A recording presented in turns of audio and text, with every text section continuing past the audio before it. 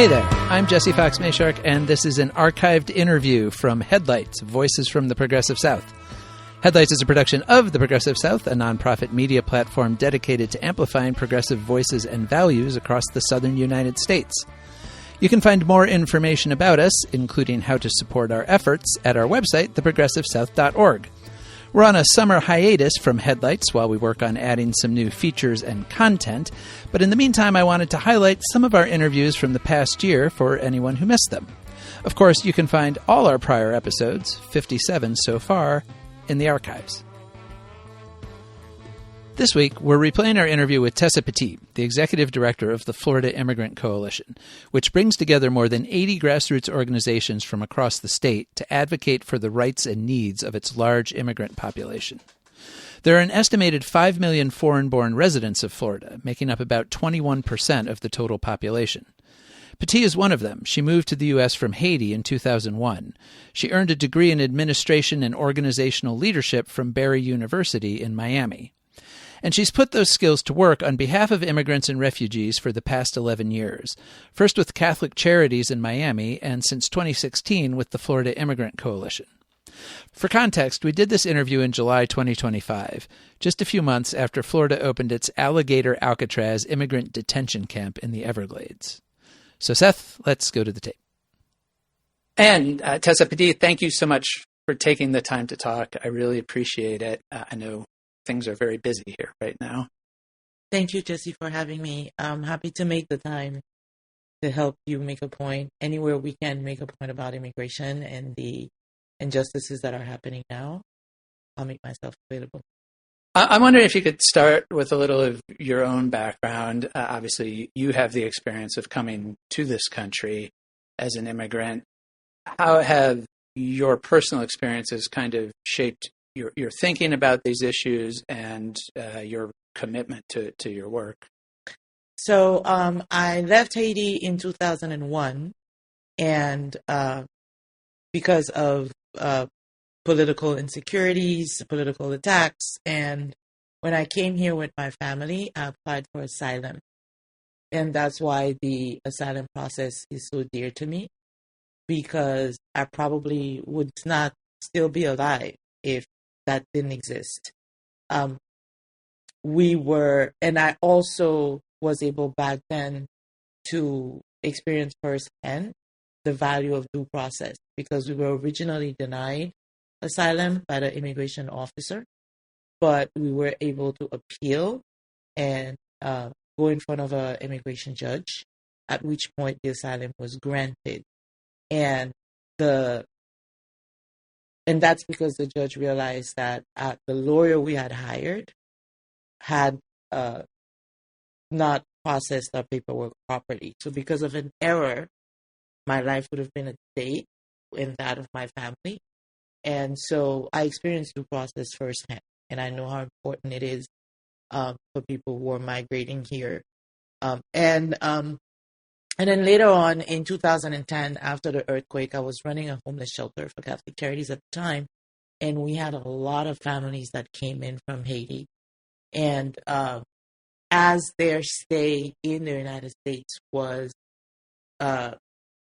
being questioned, I was able to see the relief that TPS provided to those families who would have not been able to go back to Haiti, neither for health care or even to have access to basic needs, which, again, also makes me believe in the importance and the value of temporary protected status.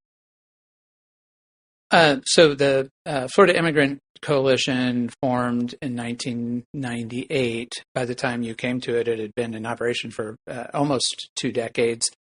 Can you tell me just a little bit about what its work broadly has been over that time? I guess the central idea is to kind of bring together everybody in the state working around immigration issues and have kind of a coherent message and advocacy.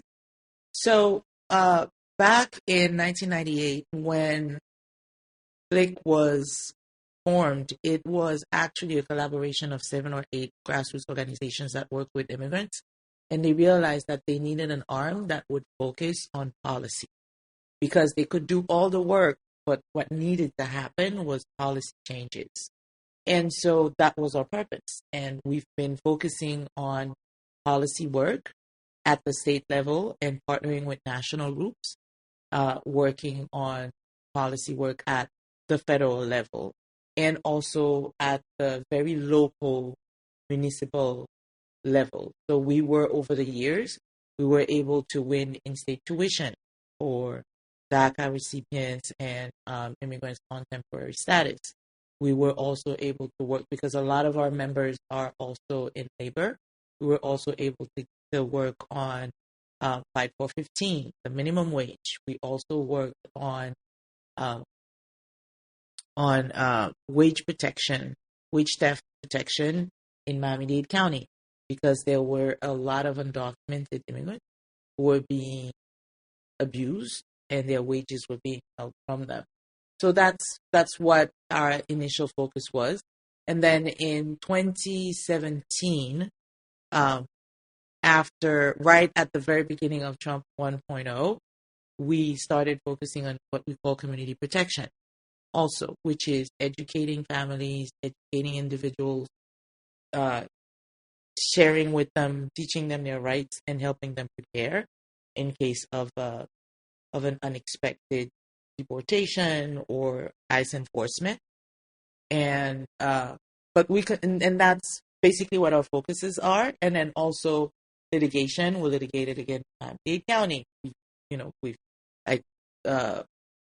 We're in litigation with the state. So we use all possible tactics to make sure that there is fair treatment for immigrants in the state, but also to make sure that immigrants are informed of their rights.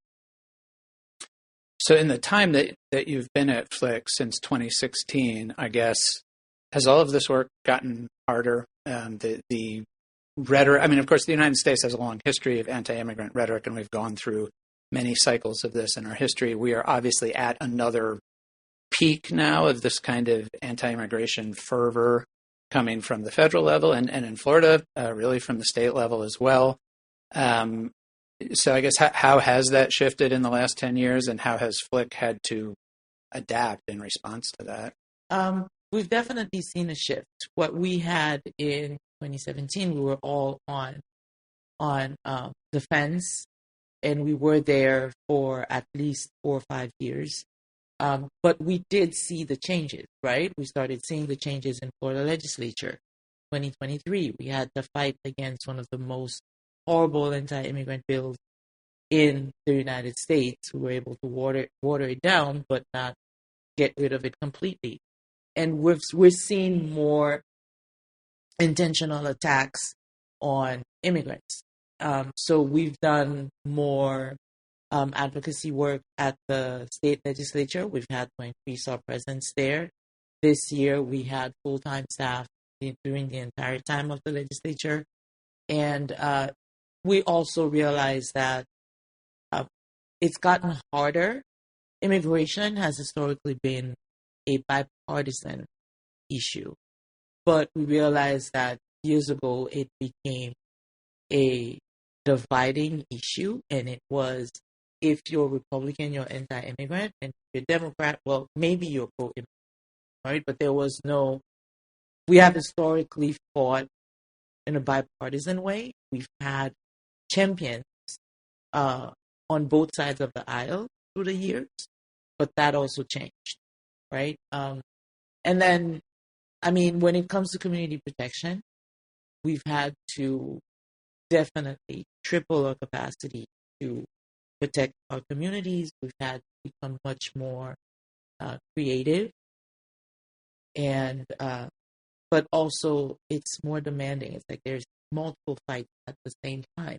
You're fighting policy. You're fighting what I would, at this point, for example, alligator Alcatraz, I call it a human rights violation situation, and the lawlessness that currently exists.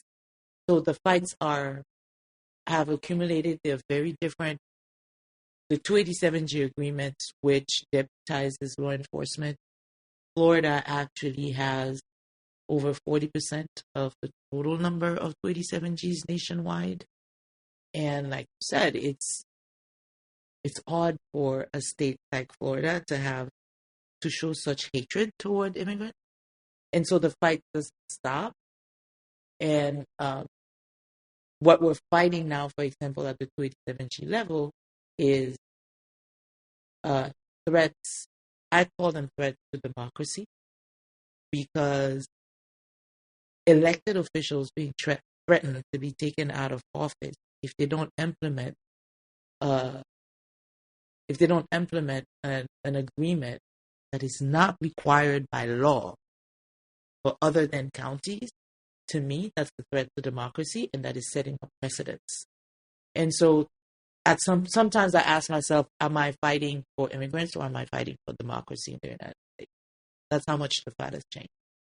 Right. And there's certainly a lot of ways in which it seems like what we're seeing is immigration being used as, on one hand, kind of an end to itself, but also as a way to attack civil society more broadly and to try to limit the rights of local officials to stand up and local organizations and communities to stand up.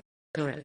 So I'm wondering, especially this year, it's been such a flood, obviously, since the new administration took office.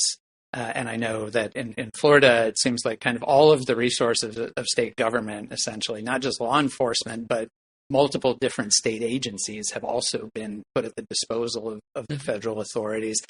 So how are you all and your partner organizations keeping up with all of this, both on a logistical and resource side, but also, the kind of psychological and emotional toll that this must take on everybody to kind of hear one horrible story after another? So I'll start with the psychological side. As FLIC, as an organization, we've had to do some trauma-informed training to protect our staff against vicarious trauma. We are a staff of 26. We have folks from 16 different countries amongst our 26 people, and a lot of us are immigrants, and we're impacted, either family, some of us are, temporary status. So we've had to do that. We've had to create healing spaces, also what we call healing spaces for our membership, creating spaces where people feel that it is safe enough to be vulnerable, to even cry about what they're experiencing, right? Because we try to be tough, because we know we're doing the work, and we think we have to be strong, but being vulnerable is also a form of strength, right? So we're helping create those spaces. And on the resource-wise, we're not just, they're attacking organizations that are doing the advocacy work and the community protection work, but they are also attacking foundations. So the resources that we used to have to protect our communities, because of how work has ramped up, the foundations have not met the demand of what is happening in the field, right? And I guess everyone is also, everyone is in self-preservation mode. So unfortunately, that's where we are. But I have to say that, and I'm very grateful that also people who never stepped up before are stepping up now, and seeing that non-immigrants are stepping up and expressing their support to immigrant community or volunteering. That is not only that is very helpful, but it is also heartwarming, because when you're the kid that is bullied, when you see someone come protect you, it makes you feel it's helpful, because it reminds you that you're actually worth something, and you have people by your side who are going to help stop the bully. And so yes, we need financial support, but we also, I think mostly at this point in time, we need people to say, I want to stand up and I want to be that protector for your community, for you who are voiceless, cannot risk to speak right now. We're willing to lend our voice to your struggles, right? So thinking, I mean, you mentioned Florida being a state with so many immigrants. We're here in Miami, where I think about 55% of the population of Miami is not born in the United States. And yet we saw in this past election, obviously, Donald Trump won Florida by a considerable amount and even performed very well in Miami-Dade County, which means that there are a lot of, first, second, third generation immigrant families who voted for a platform that very explicitly called for mass deportation. I'm sure that you all talk about this among yourselves. But what are your thoughts about what kind of drives that? Are people voting sort of despite that? Were people not taking it seriously? Or is there support in some immigrant communities for some of this? So what we understood from speaking to communities and also other partners who did a lot of listening sessions in our communities, what we understood was that the Trump campaign messaging worked. They convince even immigrants that there was an invasion.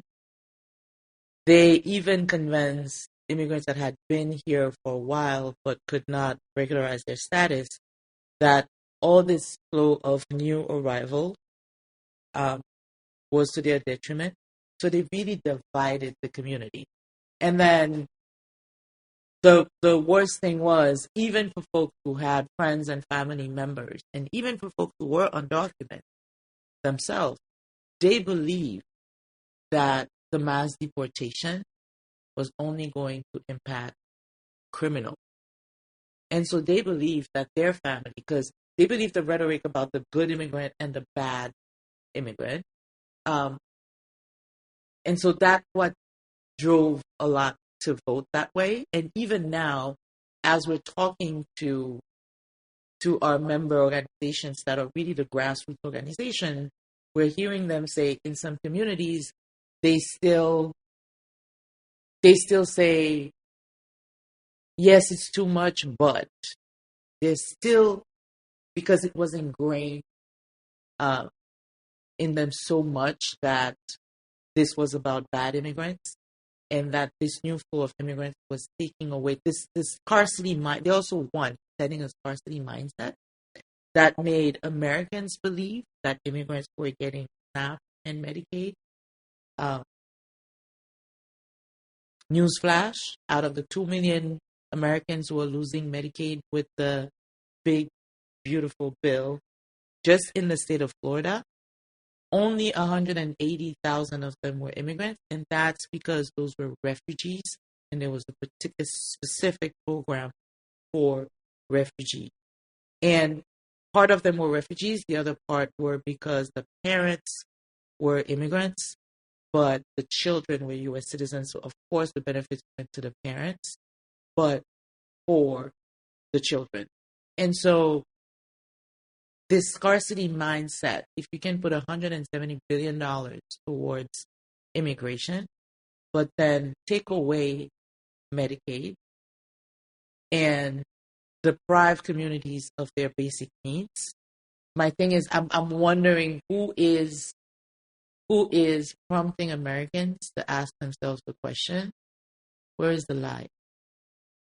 So you had success this year with the lawsuit against, I think it's Senate Bill 4C. Can you talk just a little bit about that, the significance of what that state law is trying to do, and then the fact that you have been able to get a stay that was upheld by the Supreme Court? Obviously, the case still has to work its way through the system, but can you just talk about that case a little bit? Yes. So the similar law came out in 2023. It was part of SB 1718, but that made it a felony to bring someone into the state. One of our members, the Farm Workers Association of Florida, who is also a co-plaintiff with us on this lawsuit, they won on the premise that states that immigration law is a federal issue, not a state issue. And so when they finalized SB4C, we decided to file the lawsuit for two reasons. Is because we also saw that some counties, some municipalities had decided to become overzealous and copy the state law. So it passed, for example, in Jacksonville, right? They had two ordinances. One of them established the same law. And that basically their local police department could literally charge people with a crime for being undocumented. For having entered illegally into the United States and then entering Jacksonville, doesn't make sense. But that was that. And then any abuse against immigrants is something that we have to address. So we were able to do that. And I actually got a news article right before coming to speak to you on, because you know that the Attorney General is on contempt of court, and the contempt of court requires that they submit a biweekly report. And in their biweekly report, they did confirm that there were 2 arrests made at the end of May under the SB4C. So confirming that law enforcement has been in contempt of court in the state. And what not only being able to stop something unlawful is one thing, being able to stop this principle that states can now pass immigration-related policies, right, which is a federal privilege, is another thing. And then, but lastly is this just shows that there are intentional disregard for the judicial branch that is happening. We're not just seeing it here in Florida, it is happening in other places. And if we can protect the validity of the judicial system, which is basically the only leg we're standing on right now, then it's just as important. So the last thing I wanted to ask you about, from kind of looking at the big picture in terms of places that you see hope, because obviously right now I'm sure everything is very fraught. I'm sure you saw the recent survey that came out that showed across the U.S. population, support for immigrants and for immigration has actually gone up this year, somewhat significantly, which is presumably somewhat in response to the things people are seeing that they don't like. Does that give you hope? What are you hearing as you engage in kind of this ongoing fight that makes you think that things can turn around this trajectory? So I've been to a couple of mobilizations that have been organized throughout the state. And what amazed me was that while Americans are fighting, and the participants were overwhelmingly white, right?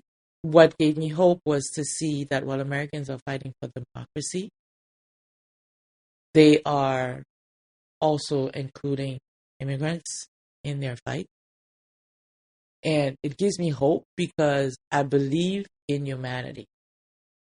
And I believe that while it's taking time, but people will come around. On last Tuesday, I was at the commission hearing in Key West. And I was able to listen to 100 testimonies of folks who are not immigrants at all. And to come and stand up to protect an immigrant community, their immigrant community. And that gave me hope. Saying that people are connecting and people are making the connection that at the end of the day,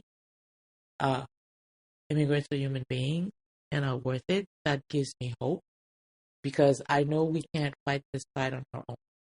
We can't fight for immigrants only with them. Also seeing the shift coming from a dictatorship, and I quickly saw the writing on the wall, and seeing America wake up to fight this authoritarianism that they're trying to establish in the country, that also gives me hope, because I hope that in the fight for democracy, we will go back to the rule of law. We will go back into laws that are fair and just to everyone, including immigrants. All right. Well, I guess that's a good place to end it. So, Tessa Petit, thank you so much. I really appreciate it. Thank you, Jesse.